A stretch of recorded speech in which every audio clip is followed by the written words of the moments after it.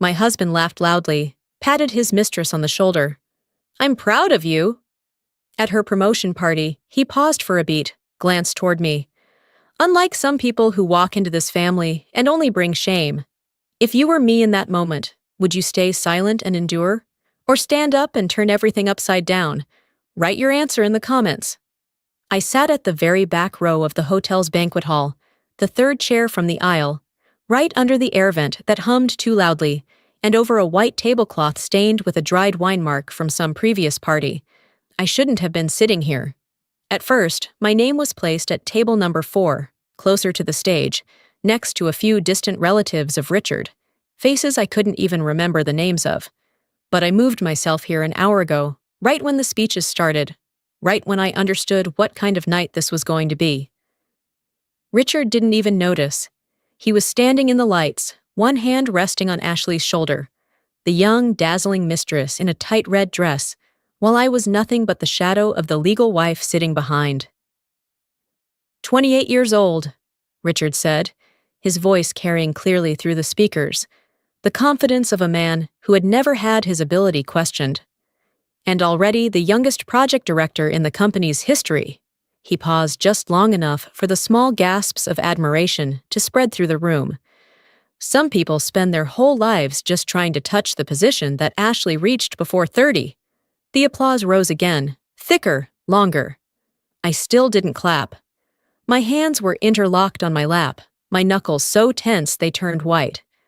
Ashley turned her head, flashing a carefully practiced smile toward the cameras. The kind of smile that was humble but fully aware of her own worth. I didn't need to hear clearly to know what she would say when she took the microphone. The usual lines about opportunity, effort, and being trusted that people always use at ceremonies like this. Her dress was definitely worth 10 times my monthly salary. The watch Richard had just given her sparkled under the lights, a diamond bezel Rolex Datejust limited edition, the same one I had complimented him on last week. "We are expanding into Hawaii," Richard continued, sweeping his hand toward the LED screen behind him. A 3D rendering of a resort appeared. An infinity pool, a private beach, rows of white villas shimmering in the sunset. A $75 million resort project in Maui. 800 rooms, 3 restaurants, 1 spa, a tournament-standard golf course. The biggest deal Donovan Hospitality has ever done. He paused, took a sip of wine, letting the grandeur of the number sink into the air. "And I am handing this entire project to Ashley," Richard went on, turning to look at his mistress with a gaze that anyone could see was not just a boss's gaze. The applause this time was even louder. Someone whistled. I lowered my head and looked at my fingers. Hands that once worked in a factory, just like Ashley always mocked whenever she saw me. She wasn't entirely wrong. I really did work there. "Ashley will be moving to Maui next month," Richard said, sounding excited as if he were describing a well-earned reward for a loyal warrior. "We've already prepared a penthouse on the top floor of the residential tower inside the resort." Soft laughter, a few teasing comments like, "Wow, what a view," came from the table in front. And since every project lead needs a worthy vehicle, the screen behind Richard changed. A glossy black Audi R8 appeared, perfectly angled against an orange-red sunset, every curve of the body shining almost provocatively. "The keys are already waiting for you in Maui, Ashley," Richard said, his voice softening, more intimate. Just enough for people to still pretend it was only a generous boss rewarding an outstanding employee. "You deserve all of this. We are very proud of you." He hugged Ashley tightly, the kind of hug a man gives the woman who makes him feel young, powerful, and still valuable. Then he said, the exact sentence I had waited for all night. He didn't need to turn around to look at me, didn't need to glance toward the very back table hidden in the shadows, didn't need to say my name, but every word still stabbed straight through my heart. "I'm proud of you, proud in a way that not everyone who walks into this family can achieve. Some people only bring shame." The whole room went silent for a heartbeat. Not completely silent. The air conditioner still hissed. Someone's phone vibrated softly, A server's shoes squeaked against the marble floor, but quiet enough for everyone to understand exactly what had just happened. My shoulders stiffened. I could feel it from this distance, how my back went rigid, how my hand froze halfway while reaching for the glass of water, not knowing whether to pick it up or let it go. I didn't look toward Richard, but I knew I had heard it, and I knew the whole room had heard it too. Ashley smiled, just a little wider than before, a tiny fraction of a millimeter that most people would never notice, but I was used to watching the very small changes in her face. This was the moment Ashley had been waiting for all night. Not the resort project, not the Audi, but the public confirmation that she was the success and I was the mistake, the woman who was worth something compared to the failed wife. In truth, she had called me worse before, mostly when she thought I couldn't hear, but sometimes she didn't even bother to lower her voice. Stupid, only fit to stand at a machine in a factory. That was her favorite line, and the next line always followed. That type would never understand this world. A clean, familiar 1-2 punch, as natural as breathing. She had said that at last year's Christmas dinner, loud enough for at least half the table to hear, when my husband's aunt asked what I did for work. She said it again at my birthday party in March, when one of Richard's friends commented that I seemed quiet. She doesn't talk much because there's nothing in her head to say. Factory work doesn't need complex thinking. At that moment, Richard had defended me. The kind of defense that felt more like an apology than protection. She's just tired, works a lot.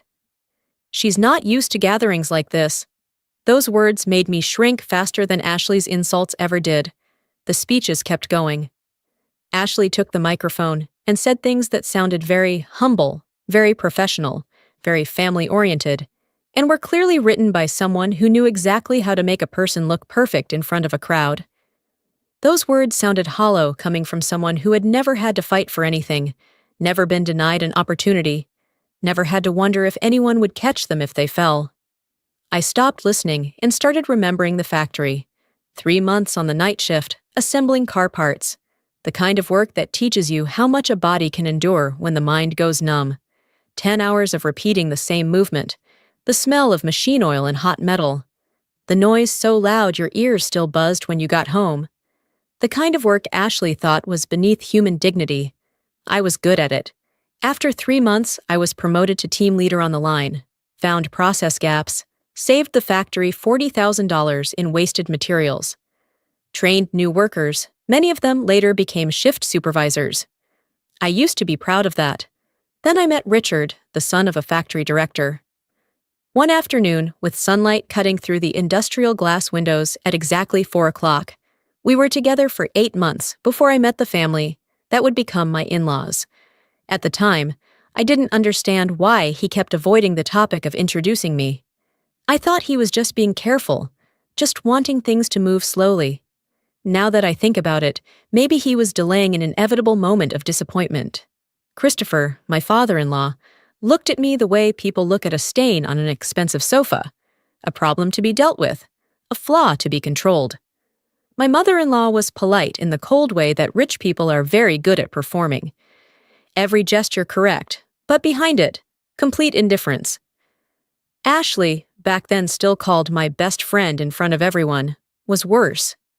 Instant contempt. The kind of judgment that comes from someone who has never had to ask herself whether she might be wrong. And when we got married 2 years later, a wedding that cost more than my yearly salary, a guest list to which I contributed exactly 7 names, I thought maybe I had proven something. Maybe I had shown them I deserved to stand next to my husband, despite my background, despite what they called class. I was wrong. For 4 years, I tried my hardest, cooking when my mother-in-law was sick, trying to meet every harsh demand from his family. The first 2 years we were very happy, at least in my mind, but I don't know when they became this distant, when family became just a hollow shell that I kept trying to hold together. The speeches ended. The food was served, a kind of beef covered in a sauce whose name I couldn't even read. Vegetables arranged in shapes too perfect to eat. Dessert that looked like display pieces. I pushed the food around my plate and watched Richard laugh with someone. Watched Ashley smiling near the stage. Richard said something, and Ashley leaned closer to him, laughing softly, very close. They looked like a perfect pair. I looked down at my watch.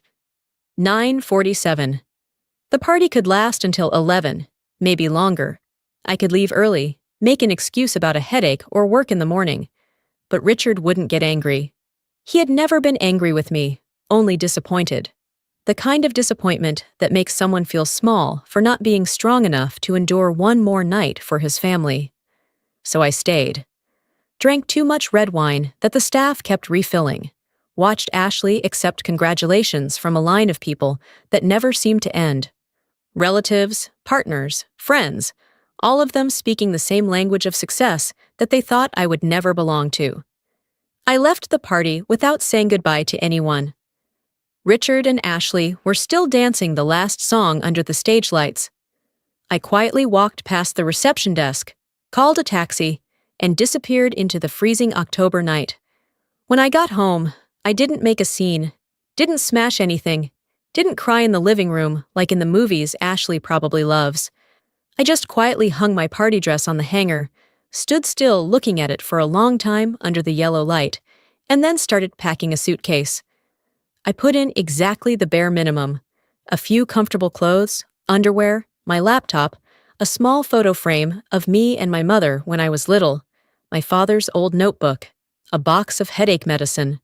I pulled the suitcase to the door, stopped in front of the shoe rack, looked at the high heels I wore tonight, the pair that made my feet burn, but I still forced a smile all evening, and didn't take them, just slipped on my old sneakers with worn-down heels. Maya opened the door at almost 11 p.m. Her apartment was on the 27th floor, all glass, looking down at a city sparkling like a fake sea of stars.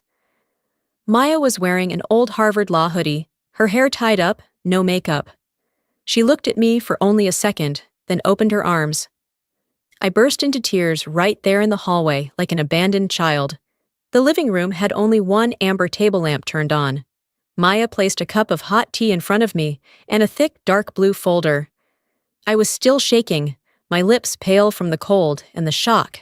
Maya sat down across from me, her voice very soft but sharp like a knife. "Eleanor, look at me." "What did Richard do tonight?" I told her. Every single word. The line, "I'm proud of you," the hug, the glance in my direction when he said, "Some people only bring shame." I told it until there were no more tears left, only a block of ice in my chest. Maya didn't interrupt me. She just set her coffee cup down, took a pen, and scribbled notes on a sticky paper, sometimes asking a short question. That was exactly what he said? Did anyone hear it clearly? How many people were in the room? When I finished, the room stayed silent for a while. The wall clock ticked step by step, the sound of cars outside mixed with the cold hum of the air conditioner. Maya sighed, but not the kind of sigh that came from pity. It was the breath of someone who had just confirmed what she had long suspected. "All right," she said, standing up. "I think it's time to show you this."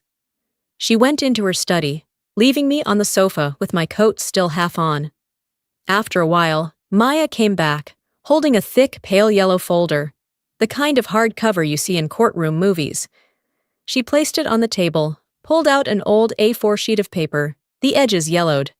My blue ink signature from before the wedding. Power of attorney, full authorization. Maya placed her hand on top of mine, cold but very firm. "You are not a poor wife who walked into a rich family, Eleanor. You are the one who paid for them to build that entire empire, while they sneered and called you a stupid girl, only fit to be a factory worker." I sat still on Maya's sofa, my hands wrapped around a cup of tea that had gone cold a long time ago.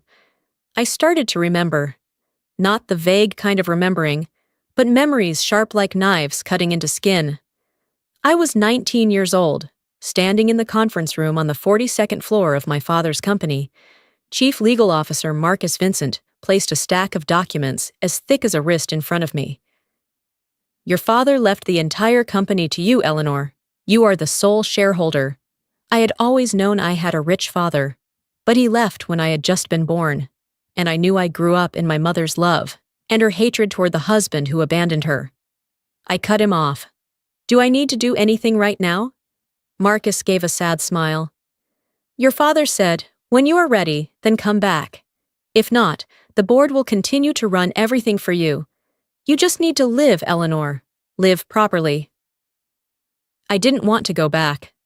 I was afraid my mother would be hurt, afraid of the pitying looks from employees, afraid I would just be an orphaned girl put on a throne by paperwork. So I did the only thing I thought was right, based on what my mother said before she died. She forgave him.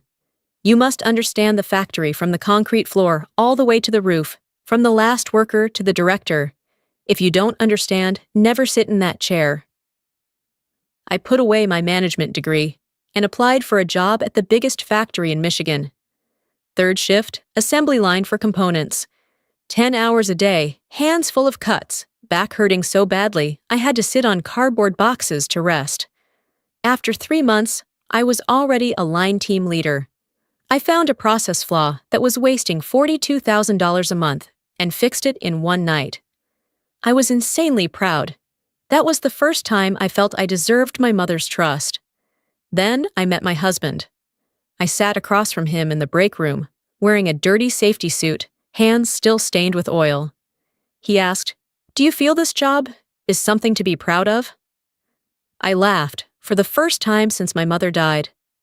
Of course, I'm doing the right thing to change my life. He looked at me longer than usual. Then we started dating.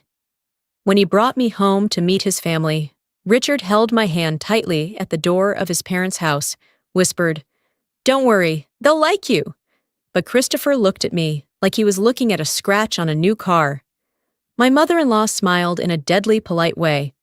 Ashley, who at that time was still Richard's close friend, sneered from the first second. "A factory worker, huh? Interesting." I ignored it all. Because I loved Richard, and I believed he loved who I was, I put the cup of tea down on the table, Maya still silently looking at me. I whispered, this time not shaking anymore. My mother was right. I learned from the concrete floor all the way to the roof. Now I'm ready to sit in that chair. Maya pointed to the bold line. This is the power of attorney you signed for me to manage your assets 4 years ago, exactly 2 months before your wedding. It allows me, as your legal representative, to decide and supervise all investment activities under the accounts in your name. But, she tapped her finger lightly on another section. They can only be done for your benefit, cannot be transferred, gifted, or used as collateral for anyone if you don't confirm. I looked at the numbers on the page. Too many. My throat went dry. Why didn't I know about these accounts? Maya didn't blink, looked straight at me. I tried. Do you remember when I asked you if you wanted to sit down and go through your finances right after your wedding? I remembered. I remembered that afternoon clearly. I was sitting in a coffee shop, my hands still stained with ink from the factory. Maya opened her laptop, talked about portfolio, shares, assets your mother left. And I laughed, waved it off. Forget it. I'm busy adjusting to my in-laws now. You manage it for me. Every time I brought it up, you said you didn't want to think about money, that Richard and his family would take care of it, that you just needed to enjoy being with him. Maya paused for a moment, her voice slowing down. But every time we invested, we talked about it. I remembered, even though I wasn't working, I always studied the market, and Maya was the only friend I could confide in. We talked a lot. She always listened to me. Now it's time you know who you really are and what you really have. She flipped to the next page. It was a statement. Long numbers, names of investment funds, stock codes, a few lines describing real estate. I didn't understand everything, but I understood the last line, where 2 numbers were underlined. Estimated total value, 11.8 million USD. The world in my head seemed to slip. A little. The room seemed to shrink. You, Maya said firmly, are the one holding an asset portfolio close to $12 million, not including your shares in your father's company. You are just the last person in this story to realize it. She touched the second page lightly. For the past 4 years, I've used this power of attorney to do exactly one thing: protect you and your money. Maya stood up, walked to her desk, opened her laptop. She typed a few commands, and the screen showed numbers, blue-gray charts. The original amount in the account your mother transferred for me to manage for you was 7 figures, just as an example. Now it's close to 12 million, she said, turning the screen toward me. I allocated it into funds, stocks, and part real estate. Everything is in your name. Richard isn't listed on anything. He only appears in one category: capital applicant. I leaned closer, my fingers unconsciously digging into the edge of the sofa. Maya dragged the mouse, opened a folder named Donovan Hospitality. Inside were dozens of files. Hawaii Resort, loan agreement, email, Richard, 1, 2, 3. Here, Maya opened a presentation. The Donovan Hospitality logo appeared first, then the 3D resort image I had seen on the LED screen tonight. The same beach, the same infinity pool, the same orange sunset tone. 2 years ago, Richard sent me this proposal. She scrolled through the next slides. Projected numbers, colorful growth charts, words like high ROI, low risk. Back then, on paper, this project didn't look bad. Maya let out a breath.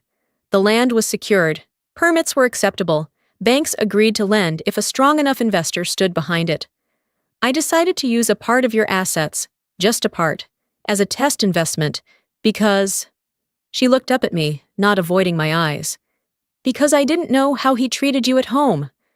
I only saw a businessman looking for capital, with a wife who was the heir to a large fund, and I thought that if the profit was good, you would later have more of a voice in your husband's company.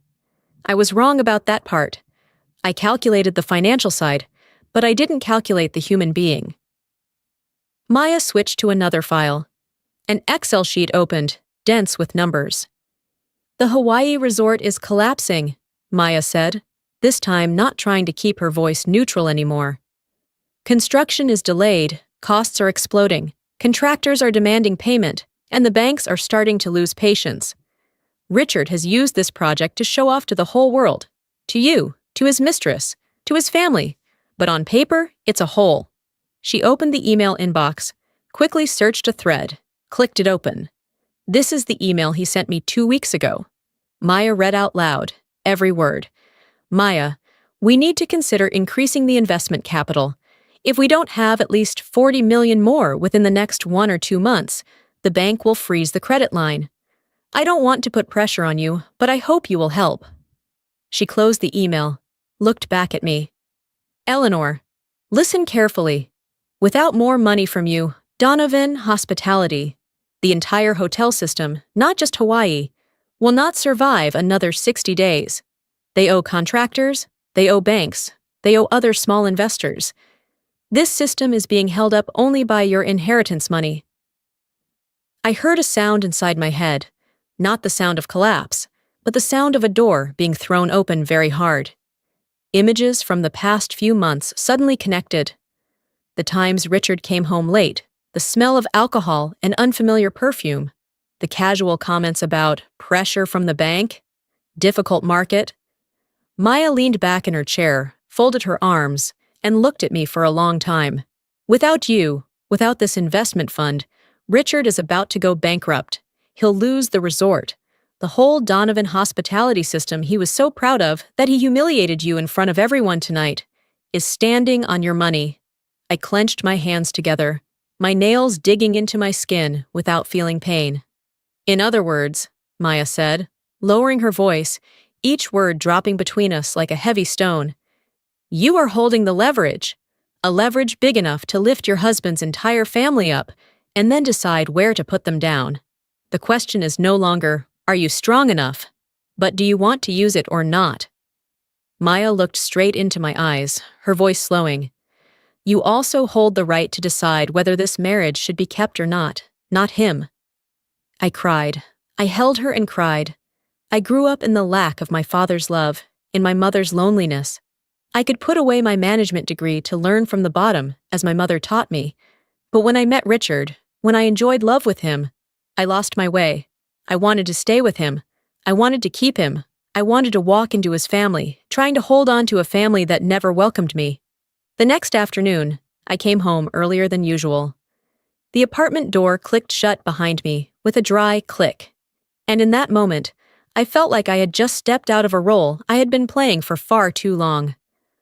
I opened the filing cabinet, still sitting in the small study next to the bedroom, pulled out drawer after drawer, flipped through each stack of papers that I had quietly kept for the past 3 years.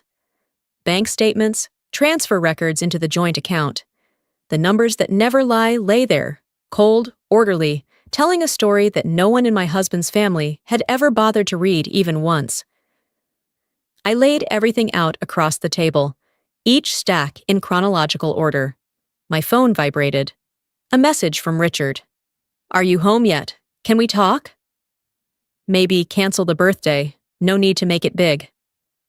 I looked at the screen, the corner of my mouth lifting in the faintest curve. The birthday dinner he wanted to cancel. I had booked it 4 months ago at Gary Danko, the Michelin restaurant Ashley loved to brag about. I reserved a private corner table, white roses, a 12-course tasting menu, just 2 people. I was going to surprise him. I wanted one dinner to mend things after 4 years of marriage. Now the plan stayed the same. Only the number of guests changed. I called the restaurant directly. "Hello, I'm Eleanor. I have a reservation this Saturday. I want to change it from 2 guests to 12 guests, a private room with a screen and projector, completely discreet. Don't let anyone know the guest list in advance." The manager confirmed cheerfully. I heard the sound of typing, a light laugh. "All right, Eleanor, we will prepare the VVIP room, private entrance, closed curtains." The last text from Richard. "You're really mad at me, aren't you?" "Cancel the dinner. Let's just talk privately." I replied with only one single line. "Saturday, 8 p.m., Gary Danko. Be on time." I turned off the phone, placed it on the table next to the neatly organized files. Everything was ready. Now all that was left was to wait for the truth to step into the light. For 3 consecutive days, my phone kept vibrating nonstop. The first day was anger. "You've gone too far, Eleanor. I was just telling the truth." "What's with this silence? Do you think you're still some little kid?" The second day shifted to confusion. "What are you doing? Just answer me one thing." "You're talking to a lawyer, aren't you? I know you've been seeing Maya." On the third day, the anger turned into something softer, more cracked. His tone changed through each message. "I don't understand what's happening. I'm sorry if I did something wrong. Can we talk? Just once." Then, "You're worrying me." And finally, "I don't want to lose you." I read them all, didn't reply. Not because I didn't know what to say, but because for the first time in 4 years, my silence wasn't weakness. It was a choice. On the morning of the third day, I went to Helen Voss's office, the divorce lawyer Maya had recommended. The building sat in the middle of the financial district, gray concrete, glass reflecting the dull winter sky. The elevator went up to the 17th floor, the space closing in, the faint scent of the previous person's perfume still clinging to the metal handrail. When the doors opened, I stepped into a hallway that was frighteningly quiet, the carpet thick enough to swallow the sound of footsteps. The name Helen Voss, Family Law, was etched in thin metal on frosted glass. She didn't stand when I walked in. She just lifted her head from a file, looked straight at me, eyes sharp and clear in a way that made me feel I had stepped into a room with no place for self-pity. "Sit," Helen said, her voice low and even. I placed the folder bag on the table. Copies of contracts, bank statements, property papers, company formation documents, things I had arranged as neatly as if preparing for the most important exam of my life. She flipped through each page, unhurried, her fingernail tapping lightly on the paper whenever she paused to read carefully. "This apartment," Helen said, pointing to the ownership document, "left to you by your parents before the marriage. Your name only. No agreement to merge assets. Legally, this is your separate property." I nodded. My palms went cold. She flipped to the next section. "This company was founded with inheritance money." Before the marriage. Richard's name does not appear in any shareholder records. No capital from his side. This is a very important foundation. She looked up at me for the first time. There is a very strong basis to keep it separate. She turned to a stack of statements. These expenditures during the marriage, mortgage payments, car purchases, equipment, living expenses, regular transfers into the joint account. This is the key point. She lined each sheet up straight, as if placing pieces on a chessboard. These show that you were the main contributor, not just emotionally, but financially. This can be used to counter any claim he makes to divide the assets. I sat still, hearing the soft hum of the air conditioner in the room. Suddenly, everything became very quiet again, like that night when I sat at the last table at that party, when the whole room went silent because of one deliberate sentence. Helen closed the folder. If you file for divorce, she said, not avoiding it, this will not be a peaceful battle. A man like your husband will not accept retreating quietly. He will smear you, apply pressure, even pull outsiders in. You must prepare yourself. I looked at the glass behind her and saw my own reflection. Pale face, dark circles under my eyes, but eyes that were different now, no longer drifting. 4 years, I said. My voice was hoarse but very clear. 4 years of being treated like I was invisible is enough. Helen looked at me once more. This time, no more scrutiny. Only recognition. Good, she said. I'll have the full paperwork ready by early next week. I stood up, took back the folder. Before I stepped out of the door, Helen added one more sentence, her voice very light. He will beg, he will cry, he will promise to change. Don't believe it. They're only afraid of losing money and losing face. I nodded. I knew. I had believed him for 4 years. Now, never again. That afternoon, I met Blake Harrington at a small coffee shop in the Mission District. He was already seated in the corner, wearing a light blue shirt, laptop open, 2 cups of espresso still hot. Blake was the one who turned tech scandals into inspiring stories. The expert who made the whole world say his clients' names the way he wanted. So you finally stepped into the light. He smiled when I sat down.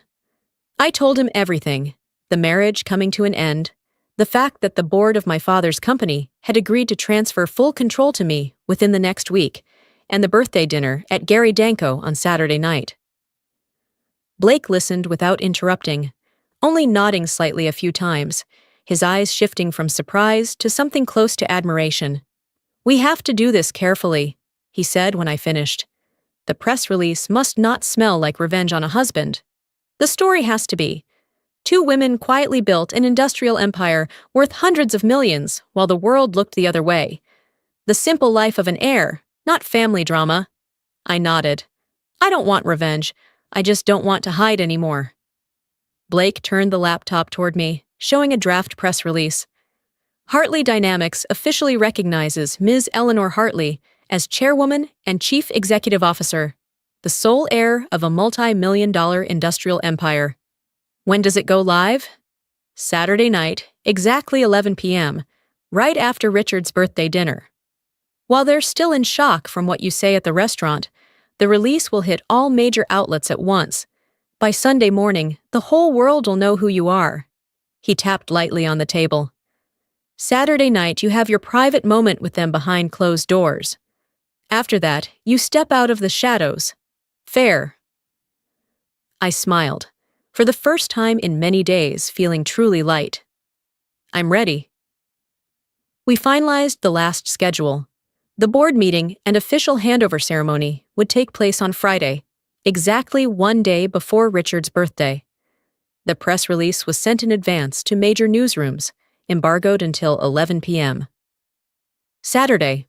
On the morning of Richard's birthday, Saturday, I woke up at 5 a.m. to an email from Marcus Vincent, Chief Legal Counsel of Hartley Dynamics. The subject line was only, completed. The body was only one line. Full control of Hartley Dynamics has been transferred to Ms. Eleanor Hartley, effective immediately. Congratulations, Chairwoman. Attached were the handover minutes, and a quick screenshot of the trust fund account. A lot of zeros, not including the value of company shares.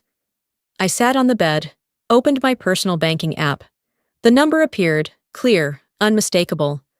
I waited for excitement, a scream, a tear of victory, but there was nothing, only a deep stillness, as if for 4 years I had lived in a room with no windows, and this morning someone had thrown the door wide open and let the light pour in.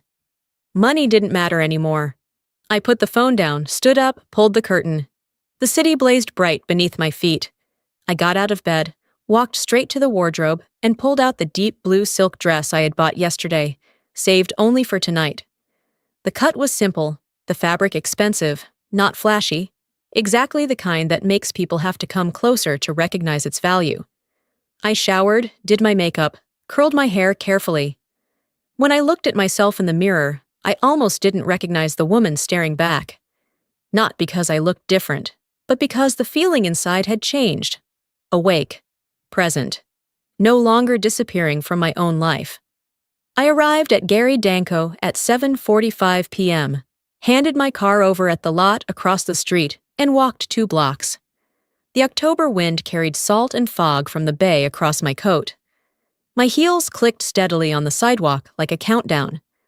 Outside the restaurant, there was only a small brass plaque on the dark oak door. A place that didn't need to show off, because the people who deserved to be there already knew the way.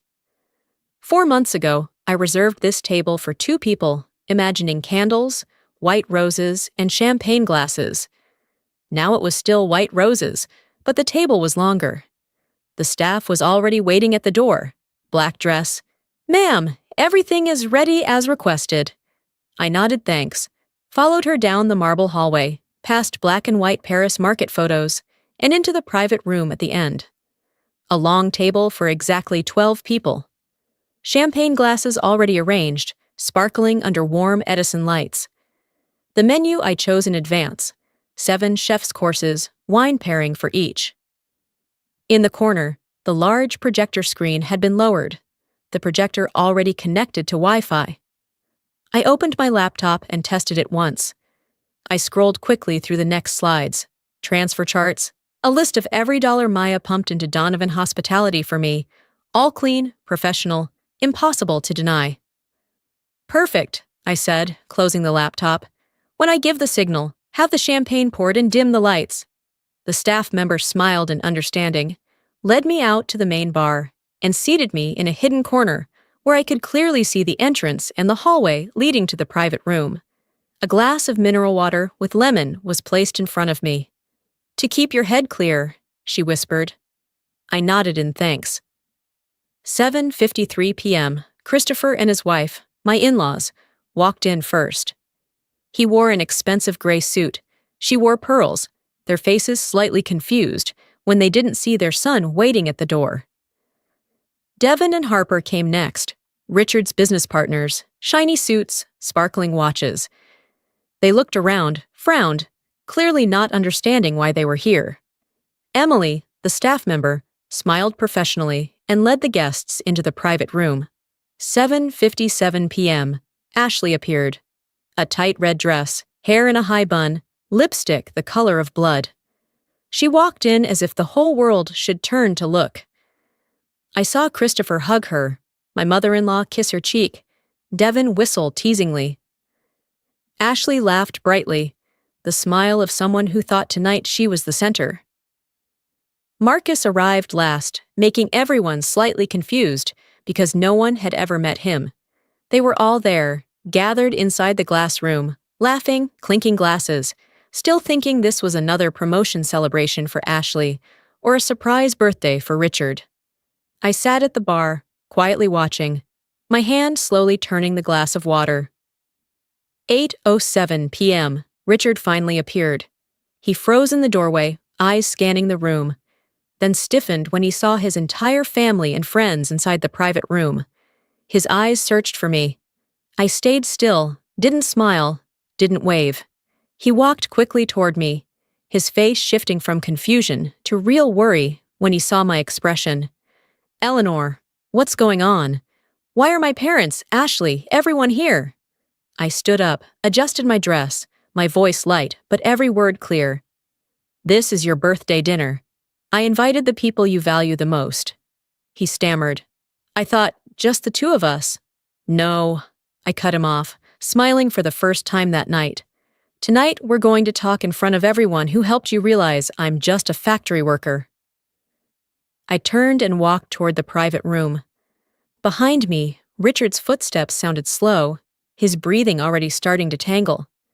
He was starting to understand that the story he thought he had written no longer existed, and the real play was only just beginning. Emily opened the door to the private dining room. The laughter inside cut off instantly. 11 pairs of eyes turned toward me. Ashley stiffened, her champagne glass frozen mid-air. Christopher frowned. Richard stood behind me, his voice already hoarse. Eleanor, what is this really? I walked to the head of the table, my voice steady, clear like I was running a board meeting. 2 weeks ago, my husband's mistress said in front of me that I was a stupid person only fit to be a factory worker, that he deserved someone better. I paused, looked around the room. Tonight, I invited everyone who agreed with her words to come here, to see with their own eyes how impressive I really am. I gave a small nod. Emily poured champagne for me and Richard. Richard dropped into the chair like a man without a soul. Silence fell, only the soft fizz of champagne bubbles remained. I pressed the remote. The screen lit up. The first slide appeared. Hartley Dynamics. My company's logo appeared clearly, sharp. Under it, lines of text moved with each click of my mouse. Annual revenue, growth, major contracts, corporate crisis projects. The number appeared. Millions of dollars. The breathing in the room shifted. The next slide, a $21 million acquisition deal. My personal capital contribution, $11.8 million. I didn't look at them. I just spoke. This is my company. I built it with legal inheritance money, years of silent work, and money that none of you here ever bothered to see. The next slide appeared. Bank statements, rows of transfers. My account Arrow joint marital account. 4 straight years of marriage. Not a single amount held back. I flipped through each slide, slowly, deliberately. This is the money I paid to live with him, to keep this thing you call family functioning. The next slide, a larger transfer table. The Hartley Dynamics logo appeared. Total, more than $40 million, I said, and for the first time looked straight at my father-in-law. From Hartley Dynamics, the company temporarily managed by the board until I came of age, flowing into Donovan Hospitality's projects. The list appeared. Maui, Hawaii. I will demand full repayment with interest. No one spoke. And then Marcus, my lawyer, stood up, his voice low but filling the room. For anyone who is unclear, Mrs. Eleanor Hartley is the sole owner of Hartley Dynamics, the person all of you have called a factory worker for 4 years, even though she acted as your financial director without recognition. The air shattered into very small pieces. Richard looked at me as if I had turned into a completely different person in front of him. Ashley went numb. The smile on her lips froze, panic in her eyes. She had just realized the person she had humiliated for years was the one keeping oxygen flowing through the entire system she was benefiting from. I turned off the screen. Now for my terms. I took one slow step closer to the table, still holding the champagne glass. I will take supreme supervisory control of the Hawaii project. Richard and Ashley will report directly to me every week. Each word dropped like a hammer. I will file for divorce. Richard's lips moved. No sound. Assets will be divided strictly according to the law. I tilted my head. If you don't agree, I smiled. I will pull all capital. I will let this company go publicly bankrupt, and I will drag every lawsuit you're trying to hide under those pretty reports into the open. I raised the champagne glass, smiled one last time. This dinner, $600 per person, is the birthday gift and divorce party I'm giving you, Richard. I wish you luck in finding someone better, like you dreamed. I set the glass down, never took a sip, turned around, walked out of the room.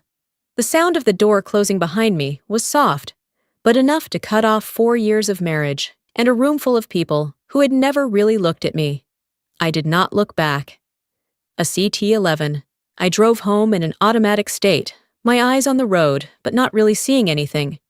My hands held the steering wheel steady, my breathing even, strangely calm. Maya's apartment was still dark when I opened the door. I didn't turn on the lights, just walked straight to the large window and looked down at the city falling asleep. Office lights were turning off one by one, the last bars closing, the heartbeat of the city slowing down. The phone was silent, but the screen kept lighting up on the kitchen counter. Messages, calls, notifications. I didn't read them. I sat down on the sofa in the dark and waited. Waiting for pain, waiting for regret, waiting for something that was supposed to come after I had blown up 4 years of marriage in front of 11 pairs of eyes. But nothing came. Only a cold clarity. I had done the right thing. The next morning, when I turned my phone on again, it vibrated non-stop like it wanted to fly out of my hand. Inbox, messages, notifications. Everything was flooded with red. Headlines lined up one after another. Secret CEO exposes husband at luxury birthday dinner. Stupid factory worker, actually the one who kept Donovan Hospitality alive. Online, people split into 2 camps.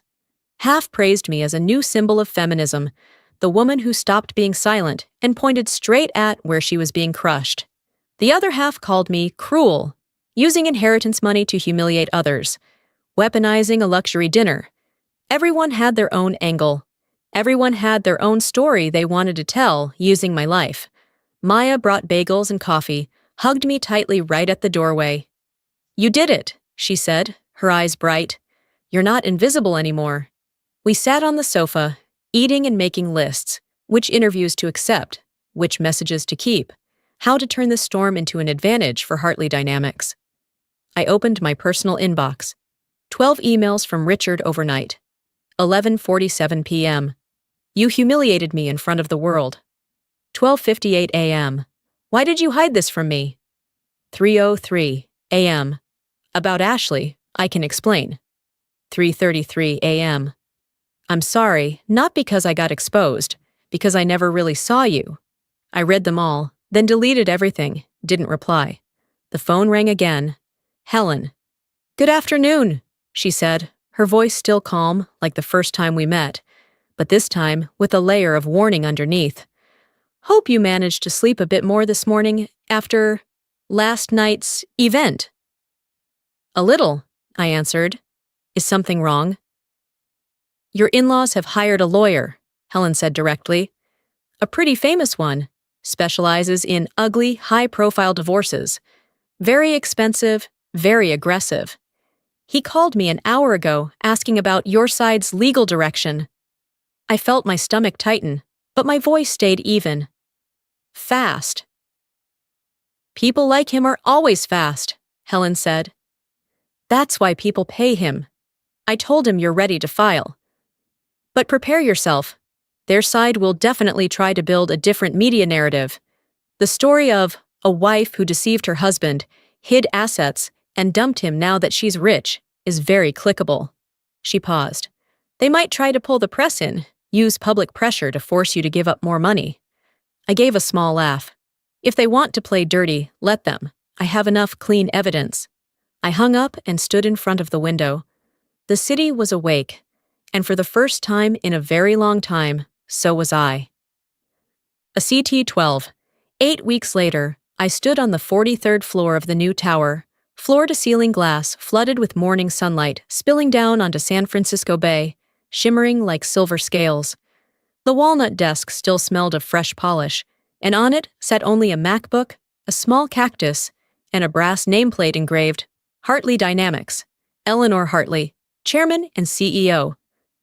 40 employees were laughing and talking outside, English, Japanese, Spanish voices mixing together. The phone vibrated on the desk, the screen lighting up with a new notification. The invisible wife or the cruel one? Some opinion piece. I opened it and scrolled through a few lines of comments of every kind. People calling me boss lady, people saying I was cruel, People analyzing that I weaponized pain with inheritance money. People writing long posts about feminism. People judging that I would never find real happiness. All of it mixed together, like a gray cloud of words drifting past too quickly. "Don't read comments," Maya's voice came from behind me. She leaned her hip against the desk, holding a to-go coffee, her hair tied up in a rush, dark circles from late meetings the night before, but her eyes still clear and sharp as ever. "You don't live in their heads. What matters is the company and the truth, not the feelings of strangers on the internet." I let out a breath, turned off the screen, rested my knee against the edge of the desk, and let out a soft laugh. I know, but sometimes I still get curious what role I'm playing in other people's stories. Maya shrugged. "Let them call you whatever they want. Secret CEO, revenge wife, feminist icon, villain. You only need to know one role. The person who pays 40 people out there and lives honestly with her own life. That's enough." When Maya left the room to go into a meeting, I turned back to the desk and opened my laptop. In the inbox, there was a new email, not from the press, not from partners. It was from Richard. Subject: "This time, I really saw you." I sat down and opened it. He wrote long lines of text running together like water that had been held back too long, suddenly finding a crack. Outside, sunlight slid slowly from the glass onto the floor, the streak of light moving slowly like a clock with no ticking sound. I sat still, clearly feeling something I hadn't been able to fully feel 8 weeks ago. No tightness in my chest, no "what if," no urge to reply to explain anything more. Only the absolute calm of someone who has already stepped through the door and locked it from this side. I moved the cursor to the top corner of the screen and pressed delete. Deleted from the inbox. Then went to blocked senders and added his email address. No anger, no joy. Just closing a communication line that no longer had any reason to exist. 3 months after the fateful dinner at Gary Danko, I lived alone in my own apartment. Still white walls, wooden floors, still the window looking down at the city, but no shadow of anyone moving back and forth, sighing, slamming doors, or throwing words that made the room colder than the weather outside. In the mornings, I could take an extra 10 minutes to sit on the floor, leaning my back against the sofa, holding a cup of hot coffee in my hands and watching sunlight crawl from the kitchen corner to the edge of the table, without being rushed, without having to try to be pleasant, so no one would be in a bad mood. At night, I ate sushi with Maya, laughing until my stomach hurt about company stories. Some days, I stood and spoke in front of 300 people at conferences, not shaking, not needing to look at notes. Some days, I just sat by the window, brewed a cup of tea, listened to old jazz, and let the cold wind blow into my face, so free that sometimes I forgot I had lived any other way. Sometimes I still remembered Ashley, remembered the line she said years ago, "Stupid, only fit to be a factory worker." That sentence, now that I think about it, was like a knife that accidentally cut the rope I had been tying around my own legs for 4 years. That cut hurt, but it was also the cut that freed me. Now, every morning when I wake up, I stand in the middle of the wide room, spread my arms, breathe in, and for the first time, feel like the space fits my body exactly. Not too much, not too little. I'm not invisible anymore. I have become someone that, even when people close their eyes, they can still see. If you've listened to me until these final minutes, maybe somewhere in my story you saw a shadow of yourself, in silent dinners, in messages that were brushed aside, in times you tried to change, tried to endure to make someone else happy. If this reclaiming power journey touched a small corner of you, leave a sign, a like, a comment about the moment that stayed with you most, a subscribe so we can meet again in the next stories, about women who quietly stood up from the role of victims and returned to the place they deserve in their own lives.